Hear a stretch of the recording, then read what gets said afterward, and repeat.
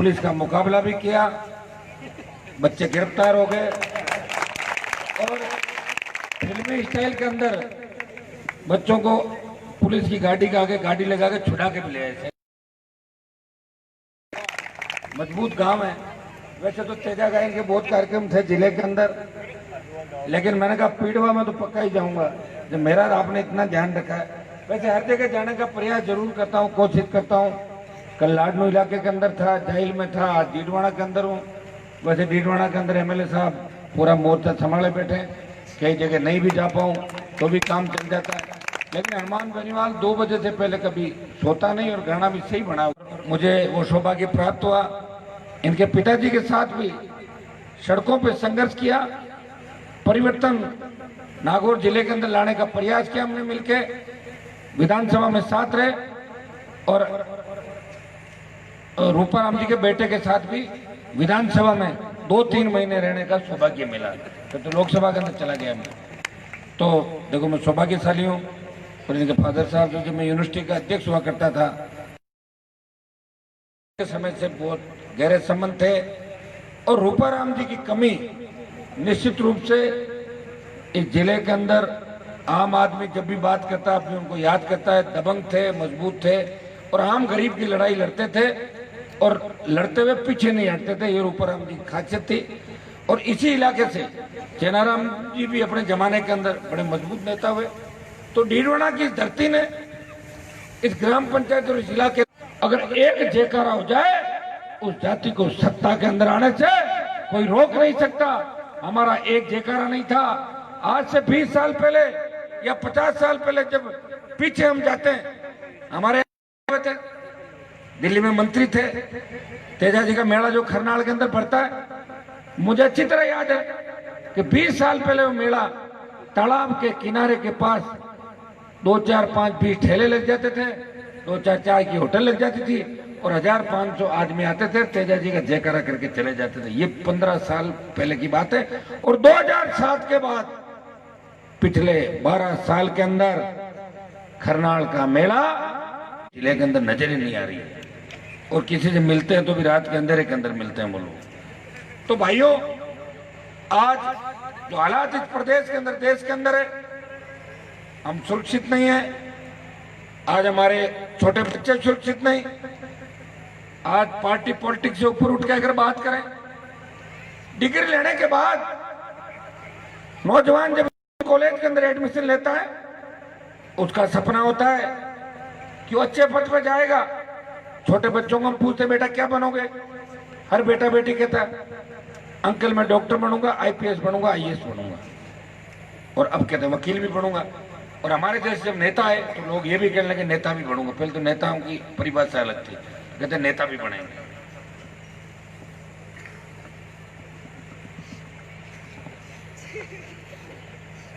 कि मैं लोकसभा का मेंबर रहूं या नहीं रहूं, इस बात का फर्क नहीं पड़ता।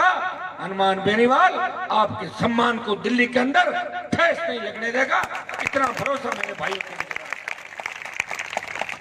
मैंने राजस्थान के अंदर हुंकार भरी, मेरे किसानों का संपूर्ण कर्जा माफ करो, मुफ्त बिजली की घोषणा करो, टोल मुक्त राजस्थान हो और किसान के बेटों को रोजगार के साधन मिले और बेरोजगारी भत्ता मिले। और हनुमान की हुंकार का ही परिणाम था जब नागौर, बाड़मेर, बीकानेर, सीकर के अंदर हुंकार भरी और बजट सत्र था, सरकार ने घोषणा करी 50,000 का कर्जा माफ किया पूर्ववर्ती बीजेपी सरकार ने, स्टेट हाईवे टोल मुक्त किए और जाती जाती वसुंधरा ने 5 हॉर्स पावर की बिजली भी माफ कर दी। और ये किसकी हुंकार थी? हनुमान की हुंकार। और अब देखिए आप, मैं दिल्ली पहुंच गया। जब मैं दिल्ली पहुंचा मुझे पता था कि दिल्ली में टोल माफ करना आसान नहीं है। आप जानते हो ना, दिल्ली तो दिल्ली है और हम तो एक है वहां पे, सिंगल पार्टी, एक मेंबर पार्टी। लेकिन फिर भी मामला लोकसभा के अंदर उठाया कि मोदी जी आप देश की चिंता कर रहे हो, लेकिन जब तक देश का किसान मजबूत नहीं होगा, अन्नदाता के प्रत्येक खेत के अंदर सिंचाई का पानी नहीं जाएगा, तब तक न तो किसान के बेटे सीमा पे मजबूती से रक्षा कर सकते हैं और न ही किसान यहाँ का पेट, इस देश का पेट पालन कर सकता है। आजादी के 70 साल बाद किसान आत्महत्याएं कर रहे हैं। प्रधानमंत्री जी इस देश के किसानों का पूरा कर्जा माफ करो और किसान के प्रत्येक खेत के अंदर सिंचाई का पानी पहुंचे, ऐसी व्यवस्था आपको करनी चाहिए। ये मामला हनुमान बेनीवाल ने उठाया। मैंने कहा स्वामीनाथन आयोग की रिपोर्ट लागू करो। जो काम कांग्रेस के नेताओं को करना चाहिए था, वो काम हनुमान बेनीवाल ने लोकसभा के अंदर आम भाइयों की बात उठाई। क्योंकि मैं आपके लिए लोकसभा के अंदर गया था, मुझे कोई शौक नहीं है दिल्ली के अंदर घूमने का। मैं कोई ज्योति मिर्जा नहीं हूँ कि मेरा ससुराल दिल्ली है, दिल्ली ससुराल है। तो ससुराल में भी कहाँ जाती है, यहाँ डोलती रहती है टाइम।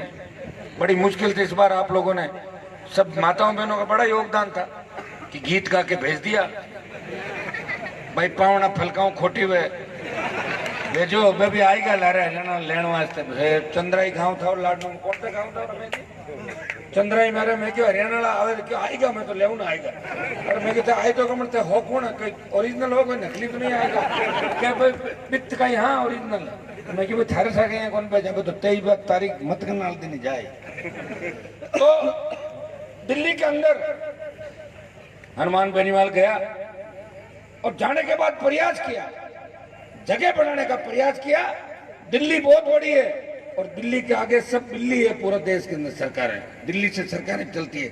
लेकिन आपके भाई ने तेजाजी का जयकारा, जब लोकसभा के अंदर पहली बार पहुंचा तो मैंने तेजाजी महाराज का जयकारा लगाया।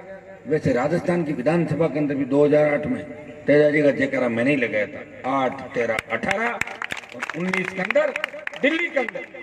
तब कई MP जो वहां तो देश के कोने कोने से लोग आते हैं।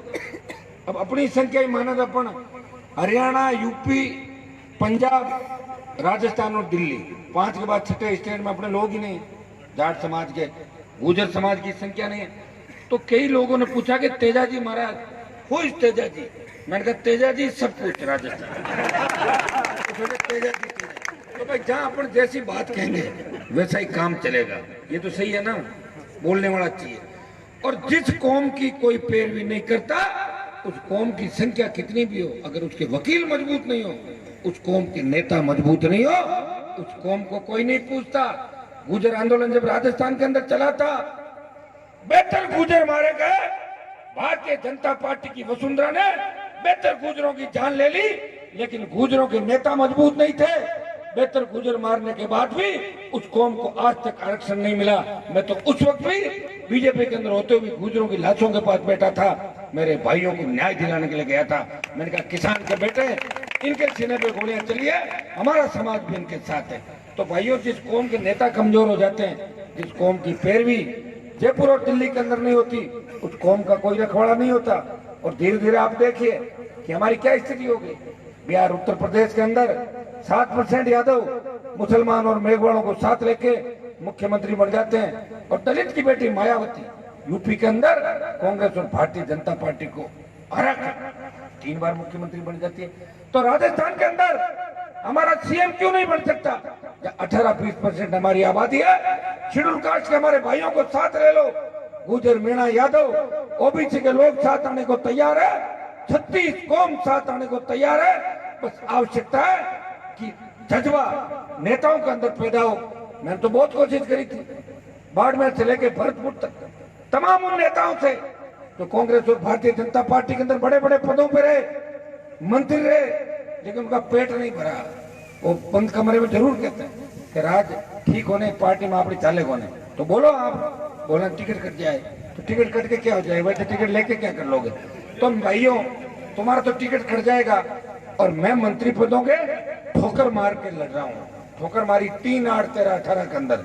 ये तो CM ने नागौर के अंदर कहा था कि हनुमान को मंत्री बना रहा था। अगर मैं अकेला कहता तुम मेरी बात मानते ही नहीं, आप तो सोचो ऐसे ही भाषण दे रहा है। लेकिन अशोक गहलोत ने कहा, जब तो मानी नहीं मानी, कि मैंने हनुमान को कहा कि मंत्री बन जा और नागौर में कांग्रेस की जो ज्योति है इसके साथ लग जा। मैंने कहा लगूंगा जरूर, लेकिन इसका इलाज करने के लिए लगूंगा। 2009 के अंदर जो गलती रूपाराम जी और मैंने की थी, ज्योति को MP बनवाया, और 13 में कोशिश करी और 19 के अंदर मैडम को रवाना कर दिया, चली गई। अब दिल्ली जब मैं जीत के गया, तब आप में से लाखों लोगों ने सोचा होगा हनुमान मंत्री बनेगा, थी ना आपकी इच्छा सभी, लेकिन मंत्री में बन जाता। अगर मैं आरएलपी को बीजेपी में डाल देता। समझ गए आप लोग? मैंने कहा नहीं, 23 के अंदर आरएलपी राजस्थान के अंदर लड़ेगी। चुप बैठने वाली पार्टी नहीं। आरएलपी से नहीं बना कि मैं राज्य मंत्री का पद लेके आ जाऊं। और आजकल मंत्रियों को मिलता क्या है? लाल बत्ती तो छीन ली मंत्रियों को बेचारों ने, है क्या लाल बत्ती? मैंने तो 5 साल वैसे आनंद ले लिए, पिछले 5 साल खूब लाल बत्ती लगा घूमा। एक बार कहा कि आपकी लाल बत्ती उतार दे। मैंने कहा माँ का दूध पिया है तो नागौर से 1000 गाड़ी लेके गया था, लाल बत्ती उतार के दिखा देना वसुंधरा, और बाड़मेर गया था ठेठ लेके, बाकी पुलिस रास्ता छोड़ दी, उतार लेके हनुमान की लाल बत्ती। मैंने प्रयास किया, कोशिश की, जिस तरह तेजाजी गुजरी की गायों के लिए लड़ाई, हनुमान बेनीवाल ने भी इस कौम का सम्मान बढ़ाने के लिए प्रदेश की धरती पे और दिल्ली की धरती पे हमेशा लड़ाई लड़ी और आगे भी लड़ता रहूंगा। और भाइयों, जिस दिन मुझे लगेगा अन्याय हो रहा है और मेरी कौम की पैरवी में ढंग से नहीं कर पा रहा, 1 मिनट भी नहीं टिकूंगा और भाग के आ जाऊंगा, क्योंकि मैं ऐसा ही आदमी हूं। मैं टिक नहीं सकता था। तो मुझे लगता है कि मेरे हिसाब से काम हो रहा है, मेरे भाई राजी है तो मैं रहता हूं। और मुझे लगता है कि मेरी वजह से अगर बदमाशों को फायदा हो रहा है तो उस जगह मैं ज्यादा देर नहीं बैठता, निकल जाता हूं जगह से। इसीलिए तो आप लाखों की तादाद के अंदर मेरे साथ जुड़ गए। राजस्थान में नेता तो बहुत हुए, मेरे से बड़े बड़े नेता हुए। 50-50 साल तक मेरे तो 3 एमएलए हैं, 15-15 एमएलए भी आ गए थे लोगों के, लेकिन उन्होंने मुकार नहीं भरी, वो अपनी पार्टी नहीं बना सके। झंडा दूसरा था, कभी तो हरियाणा की उधार की पार्टी लाए, कभी यूपी की पार्टी, कभी कांग्रेस अर्स लाए, तो कभी दूसरी स्वतंत्र पार्टी लाए। भाइयों, पहला किसान का बेटा हूं, खुद की पार्टी बनाई और अपनी पार्टी बनाने के साथ साथ अपने तमाम उन भाइयों का ध्यान रखा। इस राजस्थान के 30, 40, 50 जगहों पे मैंने ये भी ध्यान रखा कि हनुमान की वजह से मेरे कौम के विधायकों का, तेजाजी के भक्तों का नुकसान नहीं होना चाहिए, इतना ध्यान राजस्थान का। तभी तो तेजाजी महाराज मेरा ध्यान रखे और उनमें से मेरे भाइयों ने वापिस ध्यान रख लिया कई जगहों पे मेरा वापिस।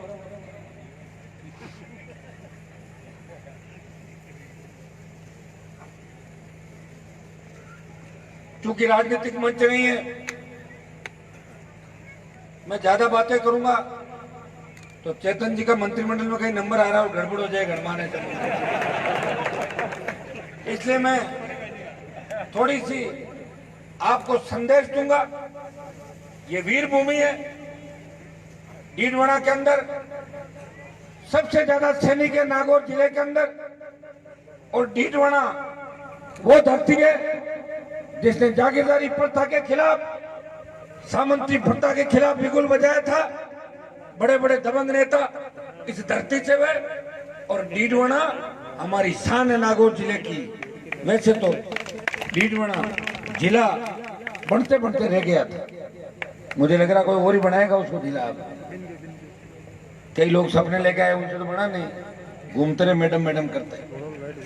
कितने बड़े दुर्भाग्य की बात है कि मैंने देखा डीडवाना के अंदर जो लोग भारतीय जनता पार्टी को अपनी मां कहते थे, उन लोगों ने लोकसभा के अंदर मेरा विरोध किया और विरोध करने के बाद उनकी शर्ममत्ती मारी गई और बीजेपी कार्यक्रमों में घूमने लगे वापस।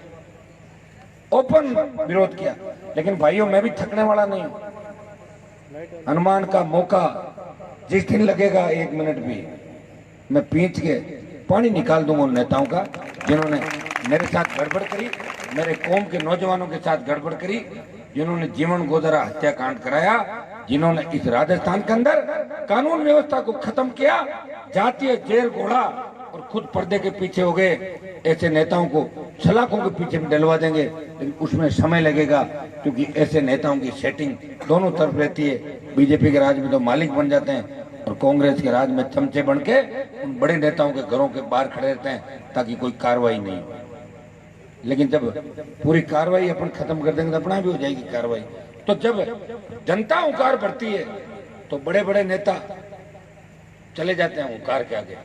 और इस बार तो वैसे कोई राजस्थान के अंदर जो चुनाव था, इसको मैं कोई जीत नहीं मानता किसी पार्टी की, मैं मेरी जीत मानता हूं। मैंने कहा मैं वसुंधरा को लंदन भेजूंगा और गहलोत को भगाऊंगा, ये मेरा नारा था। तो वसुंधरा को लंदन भेज दिया और गहलोत साहब को वेंटिलेटर पे डाल दिया 99 पे। 101 थोड़ी आई। मैंने मेरे भाइयों का भी ध्यान रख लिया, अपनी कौम के विधायक बढ़ा लिए, जो ज्यादा गड़बड़ कर रहे थे उनको डाउन कर दिया राजस्थान के अंदर। क्या कि नहीं किया? मारवाड़ से उठा के देख लो सारा। ये तो हनुमान की हुंकार और ये छोटे भाइयों का जोश था, ये तेजा जी के जयकारे के साथ आगे बढ़े। भाइयों पैसे का इंतजाम नहीं हुआ, हेलीकॉप्टर 2-3 महीने पहले धक्के चढ़ जाता तो 25 से ज्यादा सीट राजस्थान के लिए मेरी अकेले। मुझे छोड़ के भागे नेता मेरे तमाम, जो तीसरे मोर्चे की बात कर रहे थे। कोई 3 महीने पहले छोड़ के भागा, कोई 1.5 महीने पहले छोड़ के भागा, और अकेला हनुमान रह गया लड़ता हुआ। और हनुमान को राम की तलाश थी, राम मिला नहीं, और हनुमान लड़ता रहा, अपनी कौम का ध्यान भी रखता रहा, और जो कौम के लिए नासूर बन चुके थे उनका इलाज भी करता रहा। और लड़ते लड़ते 18 के रिजल्ट आ गए, 3 जीत गए। और देखो मेरे पे भगवान की कितनी कृपा, 3 में से 2 शेड्यूल कास्ट के एमएलए जीता के लाए हूं मैं दोनों। बसपा पार्टी जो शेड्यूल कास्ट की बात करती है, 6 एमएलए जीते, लेकिन एससी का एक भी नहीं है। एससी के वोट लेके दूसरे बन गए वहां पे। और मैंने हमारे समाज के वोट दिला के 2 शेड्यूल कास्ट के, एक इंदिरा बावरी और भोपालगढ़ से 2 एमएलए एससी के बनाए। और 25 जगह कम से कम 20,000 से लेकर 55,000 तक वोट लिए। 25 जगह 57 उम्मीदवार लड़ाए। लेकिन मैं आपको विश्वास दिलाता हूं कि आप अगर नहीं थकोगे, मैं थकूंगा नहीं। और अगला जो 23 का जंग है वो मजबूती के साथ राजस्थान के अंदर लड़ेंगे। भाई हम परिवर्तन करना चाहते हैं राजस्थान का। हम चाहते हैं कि सत्ता किसान के बेटे के हाथ के अंदर आए। देखो लोकतंत्र के अंदर 2 ही व्यक्तियों की चलती है, या तो कलम की ताकत हो, अपने लोगों का भला कर दो, या इतनी जनता की ताकत हो कि सरकार को झुका दो। लेकिन सरकारें भी आप देखो कैसी हो गई। सरकार कहती कुछ है, दोपहर को कुछ कहती है, शाम को अपना बयान बदल देती है, दूसरे दिन बयान तीसरा आता है। ये तो सरकारें भी सरकारें नहीं रही। अब मुझे तो बड़ा, अभी हाईकोर्ट का एक आदेश पड़ रहा था कि वसुंधरा का बंगला खाली कराओ, ये कहा हाईकोर्ट ने। तो अशोक जी बोले हाईकोर्ट कौन होता है, मैं नहीं कराऊंगा, क्योंकि मैं तो मिला हुआ हूं वसुंधरा से। और बेचारे गरीब बंजारे, जब गया अशोक जी से, कांग्रेस के बंजारा नेता भी थे मिलने के लिए, तो बोले सीएम साहब पुकार सुनो। अरे भाई तुम्हारा तो हाईकोर्ट हटा रहे हैं, जाओ जाओ तुम यहाँ से, मैं थोड़ी सुनूंगा। तो हाईकोर्ट कह रहा, एक तरफ तो हाईकोर्ट गरीबों को उजाड़ रहा है, सरकार हाईकोर्ट की पालना कर रही है, और दूसरी तरफ उसी हाईकोर्ट के आदेश की धज्जियां उड़ रही राजस्थान के अंदर। इसके लिए कौन जिम्मेदार है? मैं थोड़ा ही हूं, मैं तो नहीं हूं सरकार के अंदर, मैं तो पोल खोल रहा हूं सरकार की। और मैं तो बीजेपी की भी अगर कहीं गड़बड़ करती है तो पोल खोल देता हूं। मैं तो आरएलपी हूं, तीसरा मोर्चा हूं, मैं तो अलग बोल रहा। मैं तो हनुमान जी हूं, जहां आवश्यकता पड़ती है कि कमजोर कौन पड़ता, मैं तो उसी के साथ खड़ा हो जाता हूं। मैं तो कमजोर के पीड़ित के साथ हूं। तो भाइयों, आप सबने स्वागत सत्कार किया, मेरे से पूर्व वक्ताओं ने भी अपनी बात रखी, धन्यवाद दूंगा। भाई अमरजीत जी सरपंच को, मेहरचंद जी को, हमारे मेघ जी खाटू सरपंच साहब, और तमाम जो सरपंच गण यहाँ पधारे, और जो आपने मेरा साथ इस बार डीडवाना के अंदर दिया। चुनाव का जब रिजल्ट आया था, उससे पहले विरोधी कई तरह की बातें कर रहे थे कि डीडवाना के अंदर हनुमान 20,000 से हारेगा, मकाना में 40,000 से हारेगा, वहां लाडनू में 20,000 से हारेगा, ऐसे करके जोड़ बाकी कर रहे थे। तो मैंने तो मेरा जोड़ पहले ही निकाल दिया था। मैंने कहा जीत 1,40,000 से ज्यादा होगी, और जीत का आंकड़ा 1,80,000 पार कर गया। और जिन बाबा ने, जिनके नाम से 70 साल तक नागौर को ठगा, जितने वोट से बाबा खुद कभी नहीं जीता, उससे ज्यादा वोटों से उनकी पोती की दुकान समेट के और दिल्ली की तरफ रवाना कर दिया हनुमान। तो मैं तो देखो, मैं तो इसलिए आया हूं धरती पे। अभी तो बहुत काम करने हैं मेरे को, योग संयोग नहीं बैठ रहा। गठबंधन कांग्रेस से होने वाला था, हुआ नहीं, बात बढ़ गई और इधर हुआ बीजेपी की तरफ। लेकिन भाइयों, गठबंधन दिल्ली के लिए हुआ है, राजस्थान के लिए नहीं हुआ गठबंधन। राजस्थान के अंदर अगर आपके हितों पे कुठाराघात होगा, मैं आपकी पैरोकारी ढंग से नहीं कर सका तो हनुमान फिर आंदोलन करेगा राजस्थान की धरती पे। युवाओं को 3500 रुपए बेरोजगारी भत्ते की जो सरकार ने घोषणा करी, वो 3500 रुपए किसान के बेटे को दिलाऊंगा और मुफ्त बिजली, टोल मुक्त राजस्थान, और उसी को लेके हुंकार वापिस चालू हो जाएगी। क्योंकि हमें अब रुकना नहीं है, हमें अब थमना नहीं है, हमें राजस्थान की सत्ता पे कब्जा करना है। एक बार असली तेजा जी का भक्त किसान का बेटा अगर सीएम बन गया तो 50 साल आगे आ जाओगे, चाहे आपके कितने अधिकारी बन जाए, कितने वकील बन जाए, लेकिन सत्ता की चाबी लोकतंत्र के अंदर जब तक आपके हाथ में नहीं आएगी तब तक आपका भला नहीं हो सकता। इसलिए भाइयों, मैं तो ऐसा व्यक्ति हूँ कि मैंने चुनाव के पहले एक बयान ये भी दिया था कि अगर कोई दूल्हा ढंग का मिल जाए तो मैं उसका बाराती भी बन जाऊंगा। कहा था कि नहीं कहा था? लेकिन मैं दुल्हन नहीं बनूंगा, या तो बनूंगा बाराती और या बनूंगा दूल्हा। तो देखो मेरी आरएलपी का तो दूल्हा बन ही गया मैं, अब आरएलपी बढ़ जाएगी। अब तो देखो अभी छात्र संघों के जो चुनाव थे, इतनी डिमांड थी राजस्थान के अंदर, और मैं अगर चुनाव लड़ाता तो अखबार के फ्रंट पेज पे यही छपता कि आरएलपी ने 50 से ज्यादा कॉलेजों में जीत दर्ज की, 3 विश्वविद्यालय जीते। लेकिन मैं बच्चों में झगड़े नहीं करना चाहता था। मुझे पता था आरएलपी लड़ेगी, एनएसयूआई में अपने बच्चे, आरएलपी में अपने बच्चे, कई बच्चे एबीपी से टिकट ले आते हैं और कई बच्चे एसएफ से भी ले आते हैं। लड़ते तो सब हमारे वाले। तो मैंने कहा एक लड़ाई एक और मैं क्यों डालूं, मैं तो कम करने का प्रयास कर रहा हूं। इसलिए आरएलपी को मैंने छात्र संघों के अंदर नहीं उतारा। लेकिन अब पंचायत चुनाव के अंदर अगर आपका मूड हो जाएगा सबका, बात कर लेंगे। हैं क्या जीत गया? कौन है ये? चुनाव लड़ा था डीडवाना कॉलेज से 4 जने लड़े थे ना, क्या नाम है? कोई नहीं। भाई राम रतन यहाँ से चुनाव लड़ा। निश्चित रूप से चुनाव लड़ना ही बहुत बड़ी बात है। अब धीरे धीरे अब एक बार लड़ा तो आगे बढ़ता जाना। मैं तो कह रहा हूँ चुनाव ही लड़ते जाना। नौकरी की भी कर लेना, नौकरी लग जाए तो ठीक, नहीं तो फिर आरएलपी तो है, इधर आ जाना मेरी। सब बच्चों को एडजस्ट करूंगा। कई लोग ये भी कहते हैं कि हनुमान तो बच्चों को बिगाड़ रहा है। मुझे बताओ कभी मैंने ऐसा भाषण दिया क्या जमीनों पर कब्जा करो? कहा क्या? कभी ऐसे भी नहीं कहा कि तुम नशा करो। मैंने कहा नशे की प्रवृत्ति से दूर रह के हम किसान के बेटे ऐसा काम करना है कि माता पिता का सीना चौड़ा हो जाए। जब यहाँ चौपाल के अंदर माता पिता बैठे और टेलीफोन आए कि आपके बेटे ने इतना बड़ा काम किया, वीरता का काम किया, खेल के अंदर गया, पढ़ाई में नौकरी लगी, या फला जगह अच्छा काम किया, तो बाप का सीना चौड़ा हो जाता कि मेरे बेटे की तारीफ हुई। और पता लगे कि बेटा बोलेरो चोरी करते हुए पकड़